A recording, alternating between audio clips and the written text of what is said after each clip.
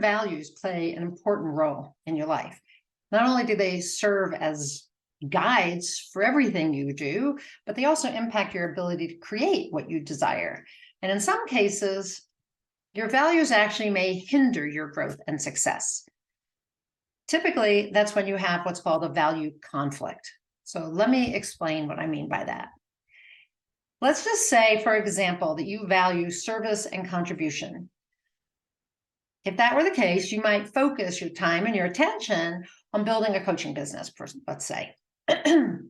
After all, the more people you coach, the more impact you have on them, their families, their businesses, their health, their relationships.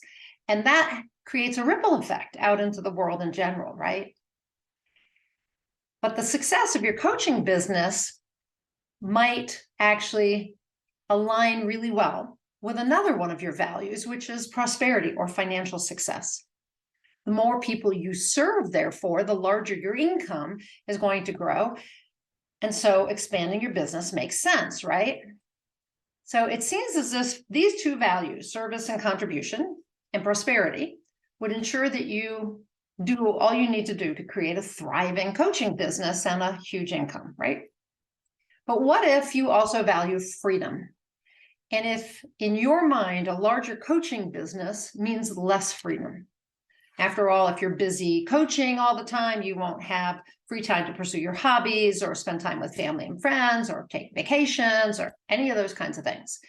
So what you want is the freedom to do what you want when you want, not to be tied down to a business.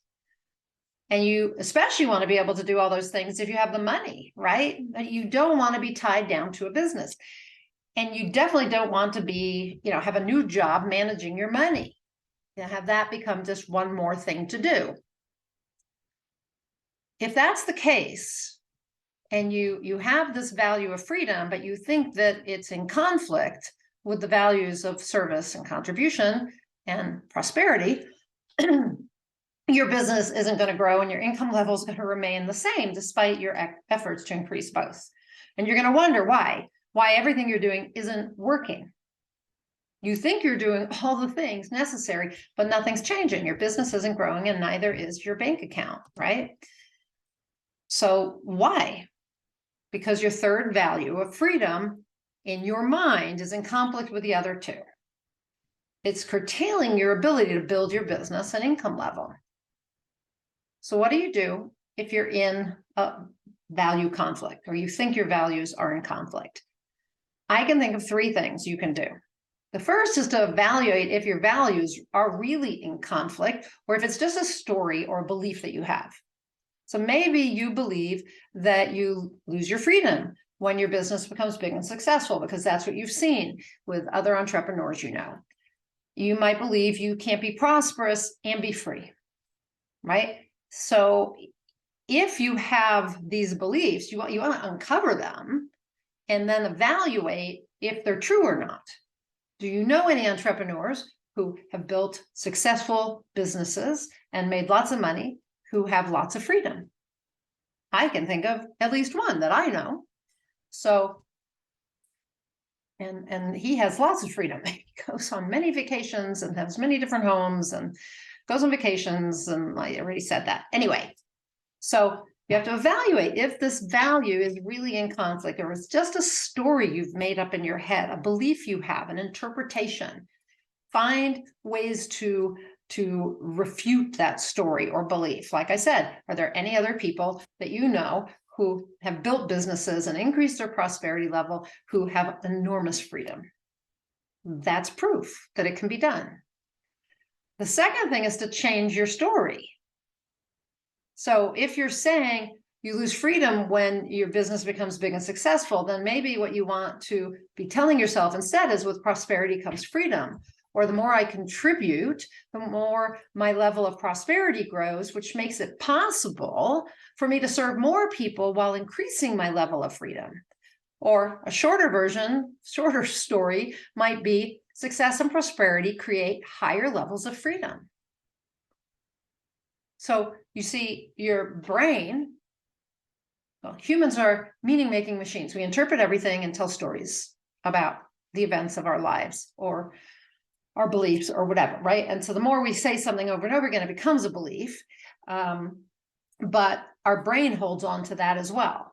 And so it's constantly repeating the same story, and it's going to stop you from doing anything like building your business if it thinks it's going to be dangerous to you. And if freedom is one of your high values, then you're going to, on some level, subconsciously or whatever, be stopping yourself from doing the things that would make your business successful and bring in more money. Okay. But when you change the story and you start telling yourself the story, like with prosperity comes freedom, or success and prosperity create higher levels of freedom, when you tell yourself that story, when you repeat that belief or that thought over and over again until it becomes a belief, it creates a neural pathway in your brain. And then that is what you will believe. The third thing to do is to reconcile the values. So you think that if you are more successful and are making more money and your business is thriving, that you'll have less freedom. But what if you could get help?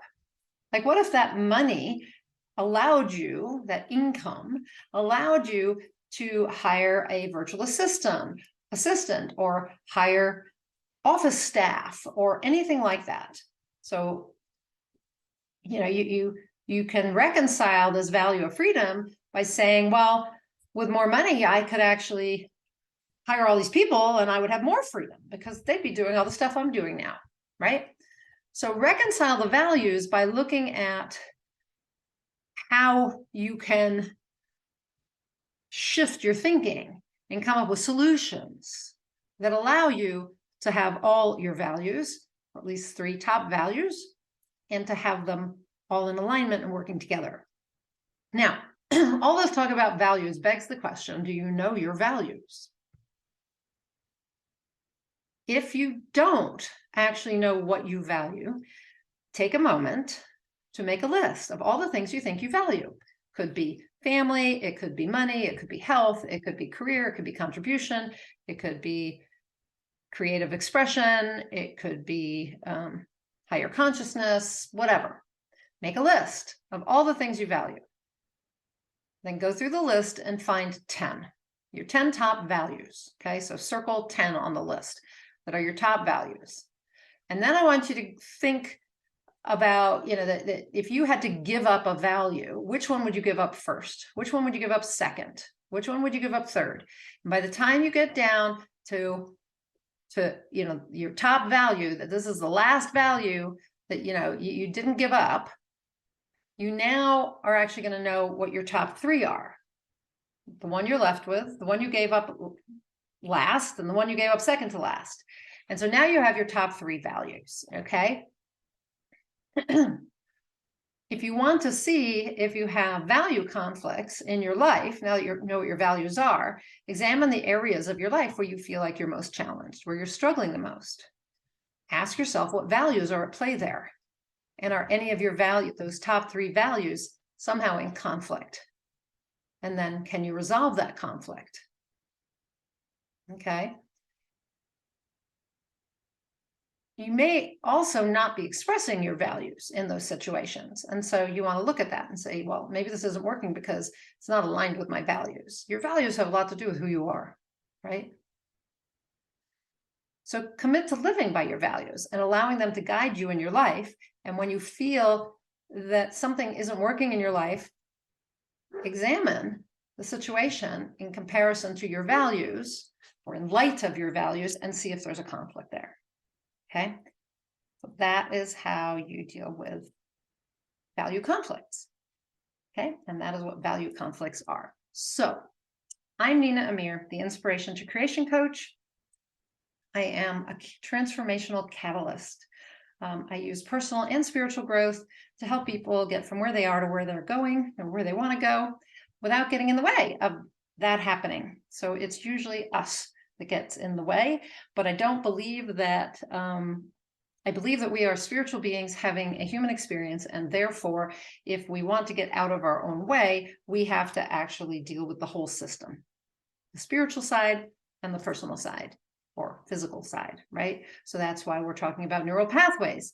But at the same time, our soul came here to do something, and so are the values getting in the way of your soul purpose or whatever. Anyway, I deal with the whole picture, personal and spiritual growth. I am a certified high performance coach, as well as a law of attraction coach. And anyway, I bring it all together. I bring the personal and spiritual growth together, everything I've learned in all my years, and I help you step into being the person you know you can be and that you need to be to create what it is you want in your life.